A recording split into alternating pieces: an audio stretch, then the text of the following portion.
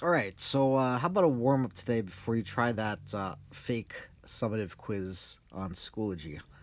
So we're gonna do number 5 and then do number 6 to begin. And here we've got Kim holds a 2 kilogram slingshot and fires a pebble of mass 0.001 kilograms.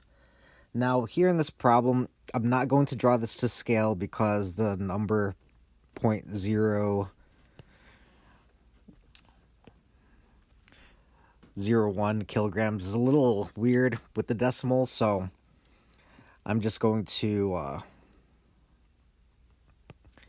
label, like I said before. So you want to make sure you label, and I'm just going to show that they are both at rest to begin with when you fire a slingshot, right? Like nothing's moving yet.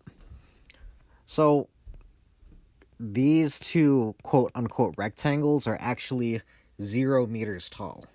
Okay, so I'm just going to mark them like that so you can see that they exist. Now, what this problem says is that the velocity of the pebble after being shot is 100 meters per second. Okay, so my pebble, which was like this much mass, is now moving with a velocity of 100 meters per second. Okay, so this same pebble, so it's got the same mass.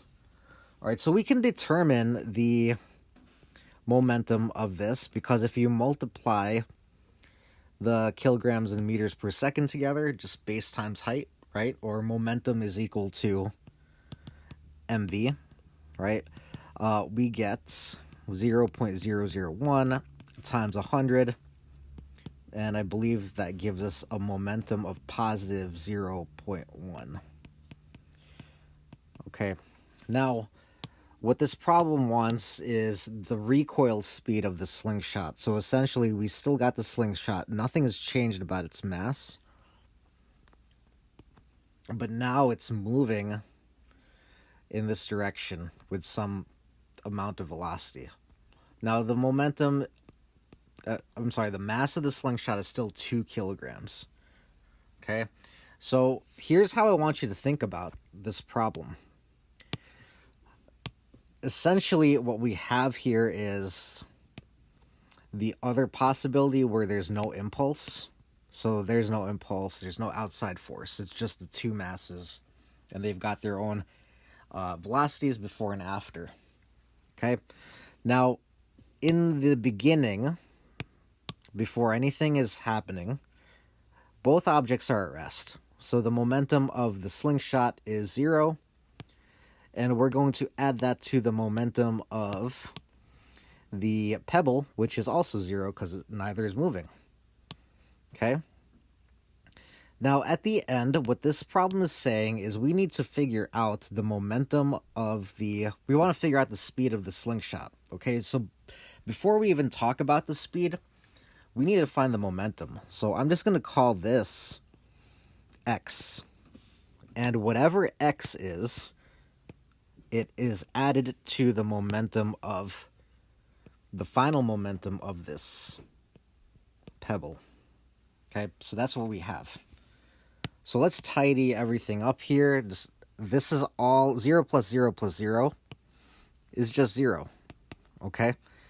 Now, you're essentially asking yourself this question: what number added to 0.1 gives you 0 back? Okay? Now, there's only one possible number that does this, if you know your positives and negatives, but there's only one number that does this, and that is the opposite of that number. Okay? So the only number that this rectangle could be for an area is negative 0.1. And then we just do our last step. Momentum is equal to the base times the height. We just said that the momentum is negative 0.1. Its mass is 2, so we just find its velocity. Okay, so if I divide both sides by 2, my velocity is equal to, there should be a minus sign there, negative 0.05 meters per second.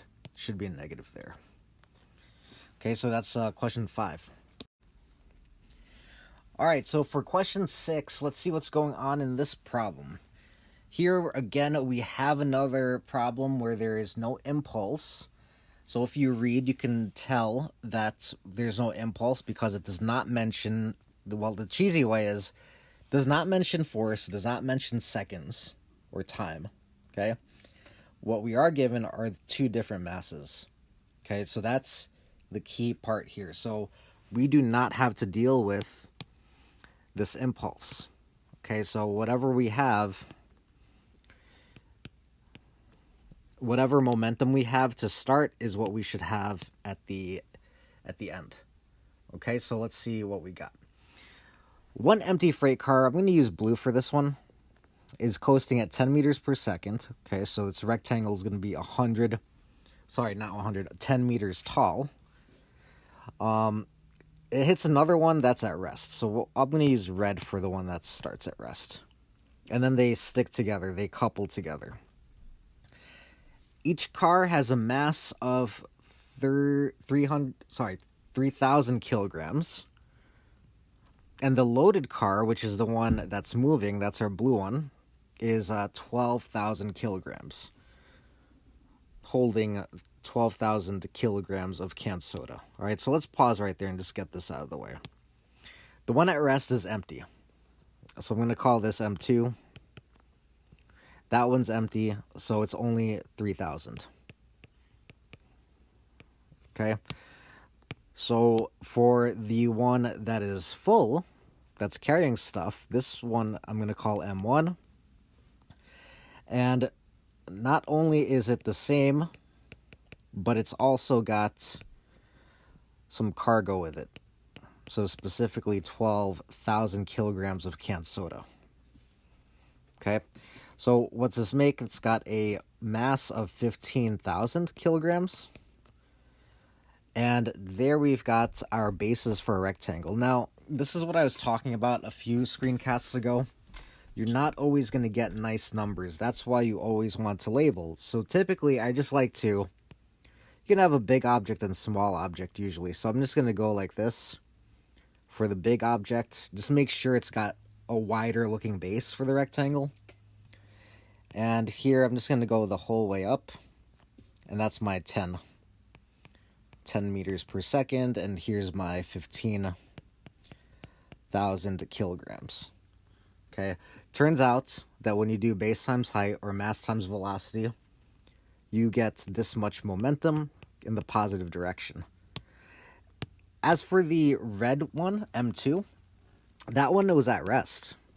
Okay, it's not doing anything until it gets hit and sticks to the blue one. Okay, so I'm still going to label the mass here. It's 3,000 kilograms.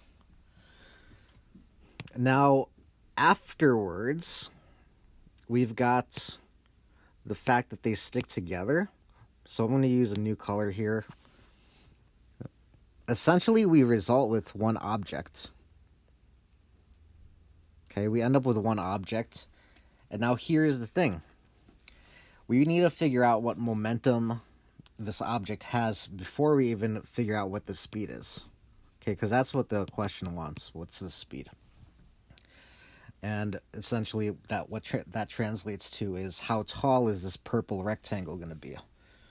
So we can kind of figure this out because I know that the blue cart brings 150,000 momentum to the party. The red cart shows up empty-handed because there's no area there. So if you can answer this math problem, then we know what momentum we have at the end. So 150,000 plus 0 is still positive 150,000. Okay? Now, for this triangle here, I'm going to draw it a little shorter. Sorry, not triangle, rectangle. I'm going to draw it a little shorter than the blue one because it's wider. So I have to fit this much momentum in a wider space, so it's going to get shorter. So we've got 150,000 momentum. And be careful here because there's a new mass, right? They stick together. So when you add their masses, you should get 18,000 kilograms, right? Because that's this plus that.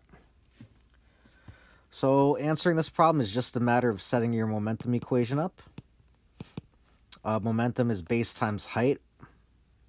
We know the area. We know the momentum. We know the base. So all we need to do is figure out what the height is, or what this v is. So dividing both sides, divide away that 18,000. And I get something like 8.3 meters per second. Okay, so that's number 6. Hope this helped out. Hope you watch it before you try the Schoology quiz. Feel free to ask any questions before you try. Email me, message me, and I'll see you in class.